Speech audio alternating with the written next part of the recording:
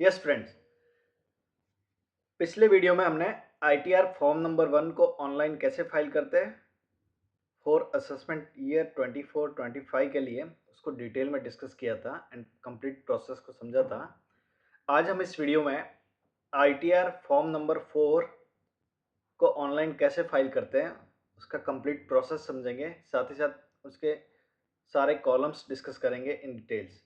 तो आइए स्टार्ट करते हैं। आईटीआर 4 फॉर असेसमेंट ईयर 24-25 के लिए फाइल करना सीखते हैं। सबसे पहले आपको incometax.gov.in इनकम टैक्स के पोर्टल पे आना है एंड आपको लॉगिन करना है। यूज़र आईडी एंड पासवर्ड डाल के आपको लॉगिन करना है। लॉगिन करने के बाद आपको सेकेंड ऑप्शन ई फाइल में income tax returns file income tax return पे आना है। उसके बाद आपको सेलेक्ट असेसमेंट ईयर करना है 24-25 current assessment year. Select mode of filing online आपको सेलेक्ट करना है। ऑफलाइन तभी करना है आपको अगर आप एक्सेल यूटिलिटी या फिर सॉफ्टवेयर यूटिलिटी के थ्रू फाइल करते हैं तो उस केस में, ठीक है। तो अभी हम ऑनलाइन मोड के थ्रू समझ रहे हैं। ऑनलाइन सेलेक्ट करना है, कंटिन्यू पे क्लिक करना है। उसके बाद आपको to file a fresh income tax return start new filing पे क्लिक करना है।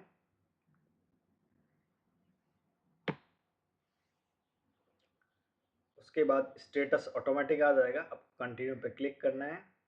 उसके बाद you need to choose an ITR form to proceed, आपको आईटीआर फॉर्म नंबर सेलेक्ट करना है, आईटीआर फॉर्म नंबर 4 जो कि हम इस वीडियो में समझेंगे। अभी आईटीआर फॉर्म नंबर 4 किसको एप्लीकेबल है? For individuals, HUFs and firms other than LLPs being a resident. Individuals जो रेजिडेंट है उसको आईटीआर 4 एप्लीकेबल है, एचयूएफ्स जो रेजिडेंट है उनको एप्लीकेबल है, या फिर पार्टनरशिप फर्म्स जो रेजिडेंट है उनको आईटीआर फॉर्म नंबर 4 एप्लीकेबल है। एलएलपी को आईटीआर फॉर्म नंबर 4 एप्लीकेबल नहीं है। एलएलपी के केस में आपको आईटीआर फॉर्म नंबर 5 फाइल करना होगा, ठीक है। Individual HUF firms other then LLP जो रेजिडेंट है एंड उनकी टोटल इनकम 50 लाख तक है एंड उनकी बिजनेस या प्रोफेशनल इनकम कंप्यूट होती है अंडर सेक्शन 44 एडी, 44 एडी ए और 44 ए में। तो आईटीआर फॉर्म नंबर 4 किन के लिए है? ऐसे इंडिविजुअल, एचयूएफ या फिर पार्टनरशिप फर्म्स जो रेजिडेंट है और उनकी टोटल इनकम 50 लाख तक है एंड उनकी बिजनेस प्रोफेशनल इनकम कंप्यूट होती है as per section 44 AD, AD ए या फिर 44 ए के अकॉर्डिंग, मींस प्रिजम्पटिव बेसिस पे उनका बिजनेस या प्रोफेशनल इनकम कैलकुलेशन होता है। तो उस केस में ही आईटीआर फॉर्म नंबर 4 के लिए एलिजिबल होंगे, ठीक है। आईटीआर फॉर्म नंबर 4 नहीं फाइल करना है अगर आप किसी कंपनी में डायरेक्टर हैं या फिर आपने किसी अनलिस्टेड कंपनी में इक्विटी शेयर्स ले रखे हैं या फिर आपका इनकम टैक्स डेफर्ड है ऑन ईसॉप्स या फिर आपकी agricultural income more than 5000 rupees है। उस केस में आपको आईटीआर फॉर्म नंबर 4 फाइल नहीं करना है। आई होप ये क्लियर है कि किसको आईटीआर फॉर्म नंबर 4 फाइल करना है। अभी आपको प्रोसीड करना है, प्रोसीड विथ। तो पहले ये क्लियर करना है कि आपको आईटीआर फॉर्म नंबर 4 एप्लीकेबल है। अगर एप्लीकेबल है देन आपको proceed with ITR form number 4 करना है, ठीक है। ITR form number 4 income tax return 4 same procedure है। Validate your return breakup prefill data आएगा, वो आपको पूरा डिटेल में चेक करना है जिसमें आपको 5 हेड्स की इनकम्स को प्रॉपरली बाइफरकेट करके फिल करना है, डिडक्शंस फिल करना है। अगर आप ओल्ड टैक्स रिजिम में जा रहे हैं और न्यू टैक्स रिजिम में जा रहे हैं तो जो एलिजिबल डिडक्शंस है वो आपको क्लेम करना है। फिर आपको टैक्सेस पेड की डिटेल फिल करना है, फिर जाके कंफर्म योर रिटर्न समरी करना है। उसके बाद वेरीफाई करके आपका रिटर्न सबमिट करना है। तो आइए स्टार्ट करते हैं, वन बाय वन समझते हैं। सबसे पहले आपको रिटर्न फिल करने से पहले आपको अपने डेटा का समरी बनाना है, ठीक है। तो कैसे बनाना है मैं आपको बताता हूँ एक्सेल में। तो आ जाते हैं एक्सेल में।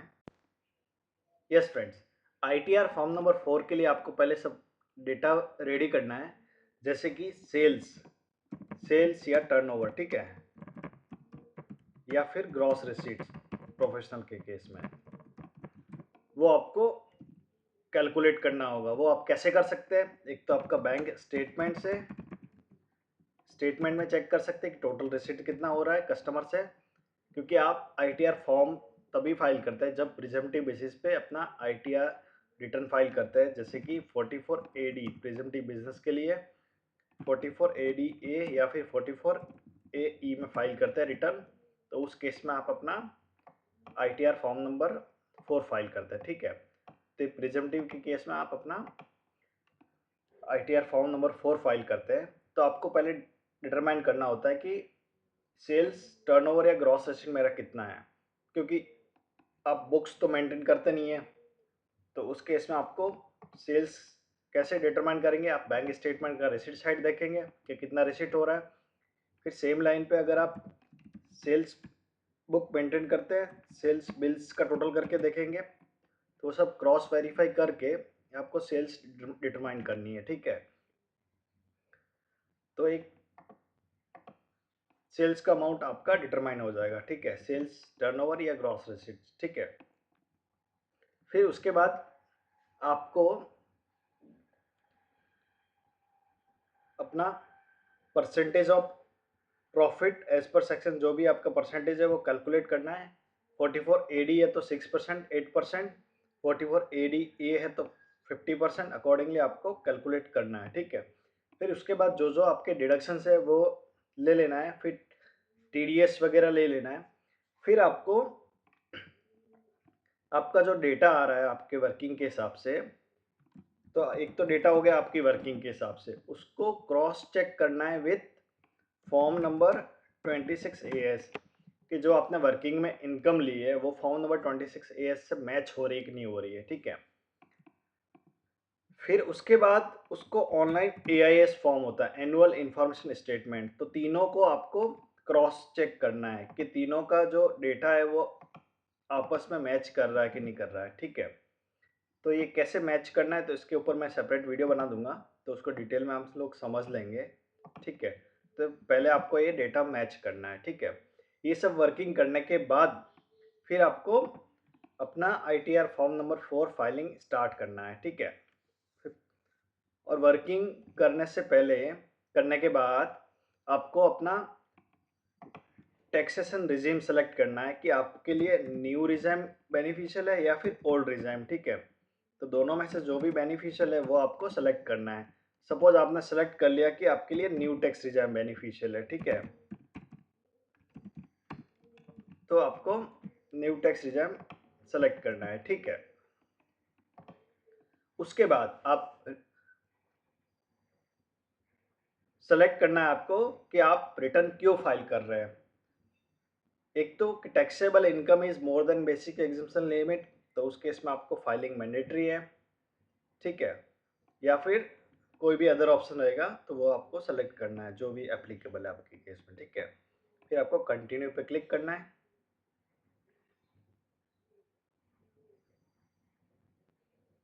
सेम मैसेज आएगा आपको कि आपका डेटा प्रीफिल्ड आ रहा है आईटीआर फॉर्म नंबर 4 में, आपको अपनी वर्किंग से वेरीफाई करना है, आपके डेटा से वेरीफाई करना है, और आपको वेरीफाई करके ही रिटर्न फाइल करना है, ठीक है। और जो डेटा प्रीफिल आ रहा है वो जस्ट फॉर आपके असिस्टेंस के लिए है, आपको वेरिफिकेशन के बाद ही रिटर्न सबमिट करना है, ठीक है। तो हम इसको ओके कर लेते हैं। तो अभी देखिए, पर्सनल इन्फॉर्मेशन वेरीफाई करना है, फिर ग्रॉस टोटल इनकम कैलकुलेशन होगा, फिर डिस्क्लोजर एग्जम्प्ट इनकम, फिर टोटल डिडक्शन आ जाएगा, टैक्सेस पेड, फिर टोटल टैक्स लायबिलिटी। 6 स्टेप में ये हमारा काम कंप्लीट होगा, ठीक है। तो सबसे पहले पर्सनल इन्फॉर्मेशन भी जाते हैं।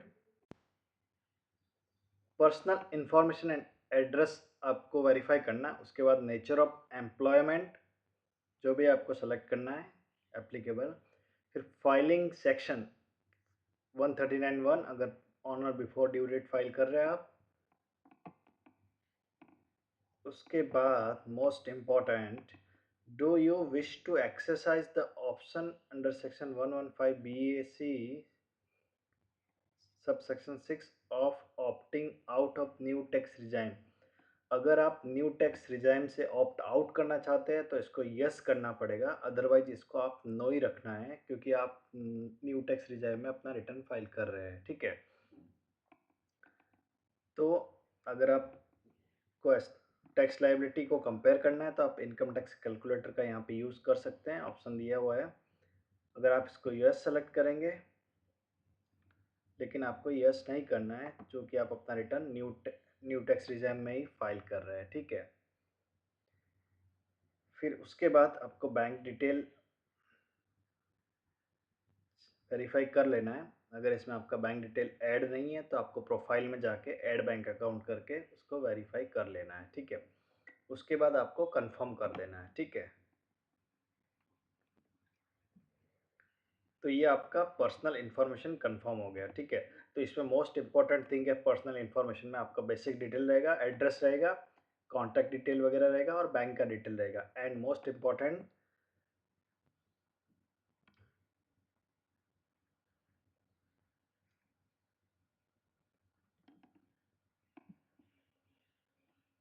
आप न्यू टैक्स रिजाइम में फाइल करना चाहते हैं ओल्ड टैक्स रिजाइम में, तो वो ऑप्शन आपको सेलेक्ट करना होता है। ठीक है, यस फ्रेंड्स, पर्सनल इंफॉर्मेशन में एक इम्पोर्टेंट थिंग है जो कि 115 BAC मीन्स आप न्यू टैक्स रिजाइम में फाइल कर रहे हैं या फिर ओल्ड टैक्स रिजाइम में। तो आपको न्यू टैक्स रिजिम में अगर फाइल करना है तो आपको नो सेलेक्ट करना है।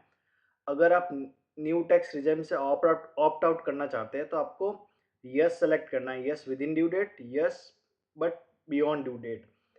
तो आप आपको, चूंकि आपका बिजनेस इनकम है तो आपको एक फॉर्म नंबर 10IEA फाइल करना होता है before due date, on or before due date as mention in under section 139(1), तो ही आप एलिजिबल होंगे ओल्ड टैक्स रिजीम के लिए। ठीक है, तो अगर आप ओल्ड में जाना चाहते हैं तो यस करना है और आपको before due date form number 10IEA file करना होगा और इसका date of filing and acknowledgement number of form number 10IEA यहाँ पे फिल करना होता है। ठीक है, तो ये डिटेल आपको यहाँ पे फिल करना पड़ेगा। ठीक है,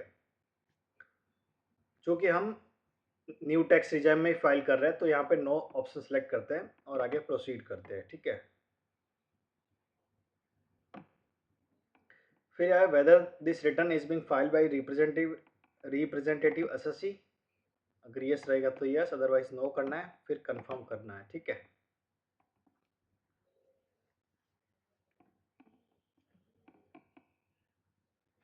तो ये हमारा पर्सनल इंफॉर्मेशन कंप्लीट हो गया है। अभी हम फिल करते हैं ग्रॉस टोटल इनकम। ठीक है, जिसमें आएगा अपना includes your income from business, profession, salary, house property, income from other sources such as bank interest and etcetera. ठीक है, तो यहाँ पे जाते हैं, यहाँ पे कुछ क्वेश्चंस दिए हुए हैं, आप इनको स्किप भी कर सकते हैं, स्किप द क्वेश्चन।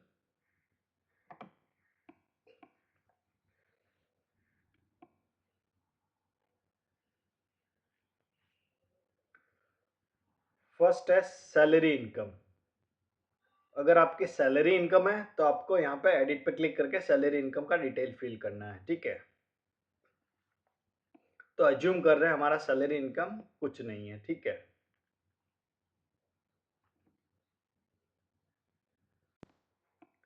तो सैलरी इनकम अगर आपका कुछ रहेगा तो यहाँ पे एडिट पे क्लिक करके आपको सैलरी का डिटेल फिल करना है। ठीक है, फिर इनकम फ्रॉम हाउस प्रॉपर्टी। अगर आपका इनकम फ्रॉम हाउस प्रॉपर्टी है या फिर सेल्फ ऑक्यूपाइड प्रॉपर्टी है तो यहाँ पे आपको डिटेल फिल करना है। ठीक है, फिर इनकम फ्रॉम बिजनेस और प्रोफेशन, यहाँ पे ऐड डिटेल पे आप क्लिक करेंगे तो यहाँ पे आपको बिजनेस इनकम डिटेल फिल करना है। फिर इनकम फ्रॉम अदर सोर्सेज, तो ऐसे जो जो इनकम आपकी है वो आपको फिल करना है। तो हम समझते हैं पहले सैलरी इनकम कैसे क्या डिटेल फिल करना है। सैलरी में आके एडिट पे क्लिक करना है आपको। सबसे पहले आपको सैलरी एज पर सेक्शन 17(1), यहाँ पे सैलरी इनकम फिल करना है। तो जो भी आपकी सैलरी अमाउंट है वो आपको यहाँ पे फिल करना है। ठीक है,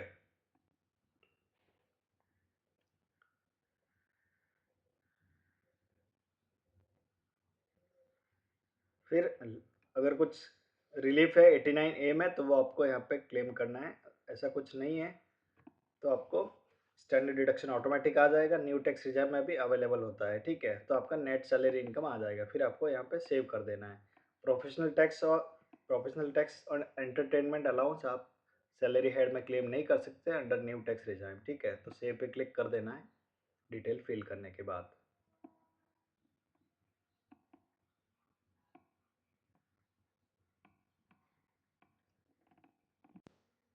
सैलरी डिटेल फिल करने के बाद फिर अगर हाउस प्रॉपर्टी इनकम है तो आपको यहाँ पे ऐड डिटेल करना है हाउस प्रॉपर्टी के लिए, ठीक है। फिर यहाँ पे टाइप ऑफ हाउस प्रॉपर्टी आपको सेलेक्ट करना है। सेल्फ ऑक्यूपाइड है, लेट आउट है, डीम लेट आउट है, तो जो भी आपका है वो आपको सेलेक्ट करना है। सपोज लेट आउट है हमारा प्रॉपर्टी, तो लेट आउट पे सेलेक्ट करना है, रेंट पे दिया हुआ है, ठीक है। उसके बाद आपको gross rent received receivable letable during the year, तो जो भी आपका रेंट इनकम है वो आपको यहाँ पे लेना है, ठीक है। फिर उसके बाद अगर म्यूनसिपल टैक्स कुछ पेमेंट किया है तो वो आपको यहाँ पे म्यूनसिपल टैक्स का डिडक्शन लेना है, ठीक है। फिर आपका स्टैंडर्ड डिडक्शन ऑटोमेटिक आ जाएगा। फिर इंटरेस्ट ऑन बोरोड कैपिटल कुछ है तो वो आपको लेना है, ठीक है। उसका डिडक्शन वो आपको होम लोन इंटरेस्ट सर्टिफिकेट रहेगा, उसके बेसिस पे आपको डिडक्शन क्लेम करना है, ठीक है। तो ये आपका हाउस प्रॉपर्टी के हेड के अंदर डिटेल आ जाएगा। फिर आपको इसको सेव कर देना है।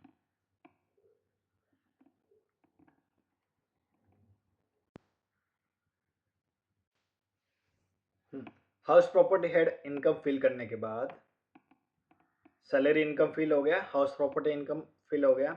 उसके बाद इनकम फ्रॉम बिजनेस और प्रोफेशन आपको फिल करना है। तो यहाँ पे ऐड डिटेल पे जाएंगे।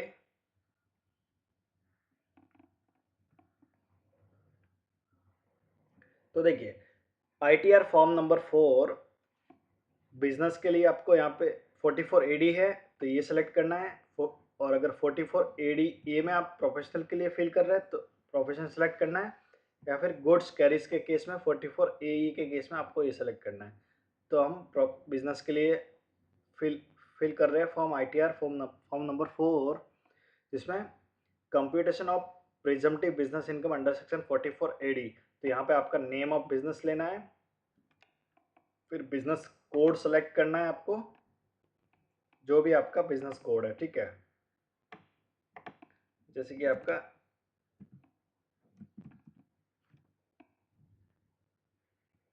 जो भी बिजनेस है वो आपको यहाँ पे सेलेक्ट करना है, रेलेवेंट बिजनेस कोड, ठीक है। सपोज हमारा retail sale of other product है, ठीक है। तो यहाँ पे हमारे कंपनी का नाम लिख देते हैं, जो भी अपना बिजनेस नेम है, ठीक है। फिर डिस्क्रिप्शन में आप डिटेल डाल सकते हैं कि retail sale of other product, क्या प्रोडक्ट आप बेच रहे हैं वो डिटेल आप एडिशनली फिल कर सकते हैं। फिर इसको आप ऐड पे क्लिक करना है, तो ये आपका डिटेल सेव हो जाएगा, ठीक है। तो ये बिजनेस डिटेल आपका सेव हो गया, ठीक है। फिर उसके बाद ग्रॉस टर्नओवर और ग्रॉस रिसीट्स वो आपको फिल करना है। तो कैसे फिल होगा? थ्रू अकाउंट पे चेक और अकाउंट पे बैंक ड्राफ्ट और इलेक्ट्रॉनिक क्लियरिंग सिस्टम, या फिर प्रेस्क्राइब मोड्स जैसे कि यूपीआई वगैरह से पेमेंट आ रहा है आपको बिजनेस में, वो आपको यहाँ पे लेना है, ठीक है। तो यहाँ पे सपोज हमारा 50 लाख इनकम आ रहा है, ठीक है। फिर रिसिप्ट्स इन कैश, कैश में जो रिसिप्ट्स है वो आपको कैश में लेना है। फिर एनी अदर मोड कुछ है वो लेना है, ठीक है।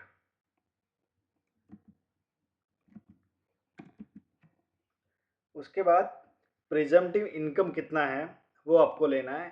मिनिमम आपको 6% या 8% लेना है। 6% कब लेना है? जब आपका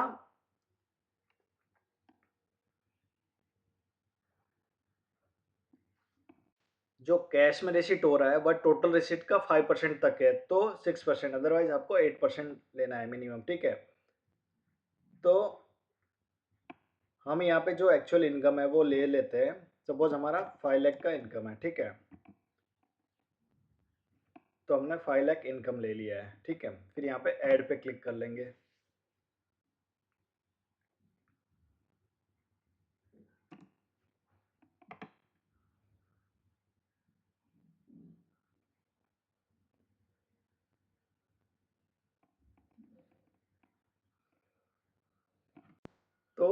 आपका जो बैंकिंग चैनल के थ्रू जो टर्नओवर है उसका मिनिमम 6% आपको टर्नओवर दिखाना है, और जो कैश में आ रहा है उसका 8% मिनिमम, ठीक है।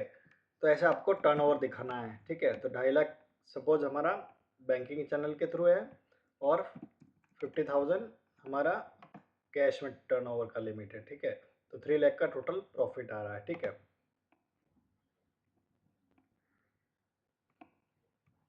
ये हमारा 8% से कम आ रहा है, इसको हम बढ़ा लेते हैं।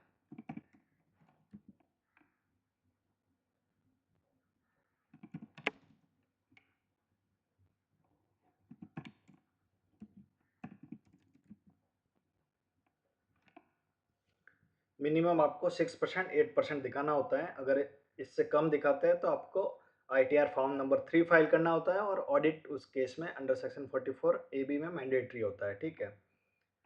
तो हम यहाँ पे इनकम दिखा रहे हैं हायर देन 6% 8%। आपको मिनिमम 6 और 8% दिखाना होता है। 6% in case of turnover by banking channel, और 8% इन केस कैश में रहेगा आपका टर्नओवर, ठीक है। इसको ऐड कर देंगे। तो ये आपने बिजनेस डिटेल ऐड कर लिया अभी, ठीक है। तो हमने बिजनेस का डिटेल ऐड कर लिया है, ठीक है। तो अगर आपका 44AD है तो आप 44AD में फिल करना है डिटेल, और या फिर 44AE में है तो अकॉर्डिंगली आपको डिटेल फिल करना है, तो आपका बिजनेस इनकम आ जाएगा, ठीक है। उसके बाद इनकम फ्रॉम अदर सोर्सेज, जैसे कि सेविंग बैंक इंटरेस्ट है, डिविडेंड है, तो वो आपको इनकम फ्रॉम अदर सोर्सेज में डिटेल वहाँ फिल करना है, ठीक है। FD इंटरेस्ट है, तो हम क्वेश्चंस को स्किप कर रहे हैं।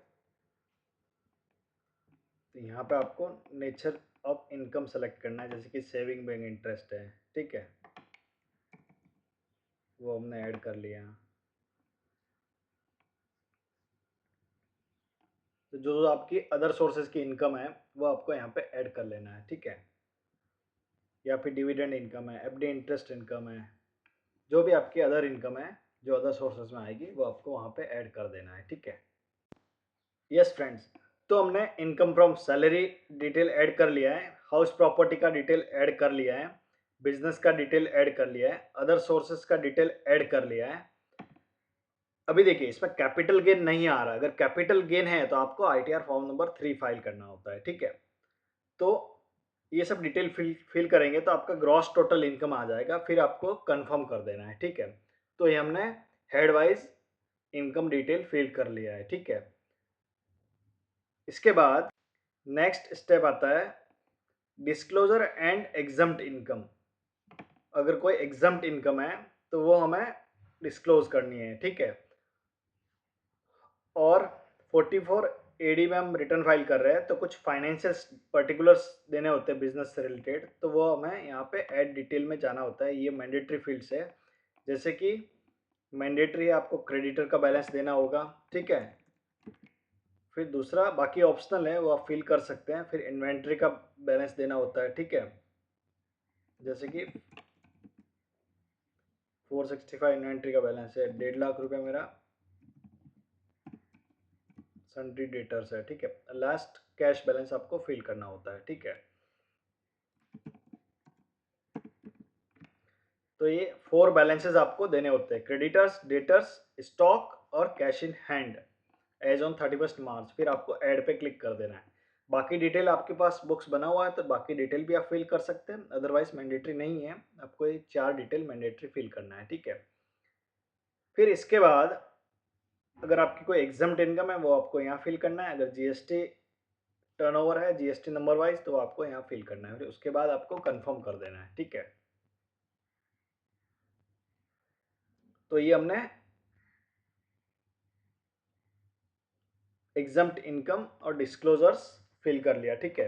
अभी डिडक्शंस क्या क्या है वो आपको यहाँ पे फिल कर देना है, ठीक है। जो भी आपके डिडक्शंस है अंडर न्यू टैक्स रिजाइम, ठीक है। तो हमने न्यू ऑप्ट किया तो न्यू टैक्स रिजिम में जो जो अवेलेबल होंगे डिडक्शंस वो आप क्लेम कर सकते हैं, ठीक है। तो यहाँ पे मैं यस करता हूँ। सपोज मेरा एम्प्लॉयर कॉन्ट्रीब्यूशन है टूवर्ड्स NPS, तो सपोज 25,000, ठीक है। तो वो मैं क्लेम कर रहा हूँ डिडक्शन, ठीक है। एम्प्लॉयर का जो कंट्रीब्यूशन होता है NPS में, वह आप एडिशनली क्लेम कर सकते हैं ओल्ड टैक्स रिजर्व में तो कर ही सकते हैं 1.5 लाख की लिमिट से ऊपर एडिशनल, ठीक है।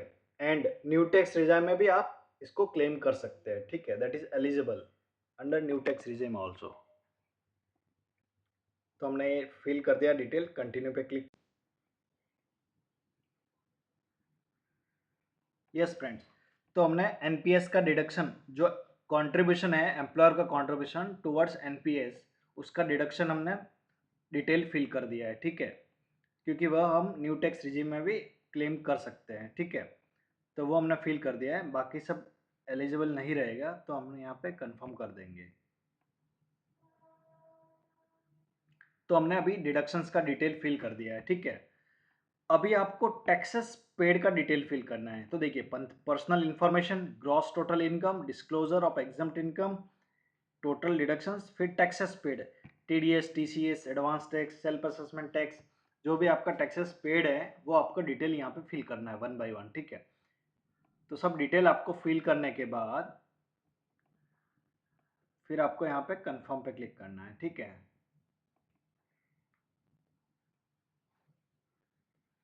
तो हमने टैक्सेस पेड का डिटेल भी फिल कर दिया है, ठीक है। उसके बाद उसके बाद टोटल टैक्स लायबिलिटी, यहाँ पे जाना है, आपको चेक करना है वेरीफाई और टैक्स लायबिलिटी डिटेल्स, ठीक है। तो ये देखिए, ग्रॉस टोटल इनकम आ गई, टोटल डिडक्शन आ गया, फिर टोटल इनकम आ गया, ठीक है। तो यहाँ पे आपका टैक्स कैलकुलेशन आ गया, तो यहाँ पे आपका शो कैलकुलेशन पे क्लिक करके कैलकुलेशन भी चेक कर सकते हैं, ठीक है, कि टैक्स लायबिलिटी का कैलकुलेशन कैसे कैसे हो रहा है, ठीक है। उसके बाद रिबेट यहाँ पे आपको मिलेगा नहीं, क्योंकि इनकम आपका 7 लाख से ज़्यादा हो रहा है, ठीक है। न्यू टैक्स रिजिम में अगर 7 लाख तक इनकम होता तो आपका 100% रिबेट मिल जाता, ठीक है। फिर उसके बाद एजुकेशन सेस आ जाएगा 4%, फिर आपका 234 ए बी सी का जो भी इंटरेस्ट रहेगा वो आ जाएगा। फिर यहाँ पे टोटल लायबिलिटी आ जाएगी, ठीक है। फिर आपको यहाँ पे कंफर्म करना है, ठीक है। फिर अभी जो टैक्स लायबिलिटी बैलेंस पे करना आ रहा है, तो वो आपको सेल्फ असेसमेंट टैक्स पे करके, ठीक है, पेमेंट करना होगा। तो यहाँ पे देखिए, प्रोसीड पे क्लिक करेंगे, टोटल टैक्स लायबिलिटी इतना आ रहा है और आपका पेमेंट इतना दिख रहा है टैक्सेस पेड में, तो बैलेंस आपको पे करना होगा, ठीक है। तो यहाँ पे प्रोसीड करते हैं एक बार।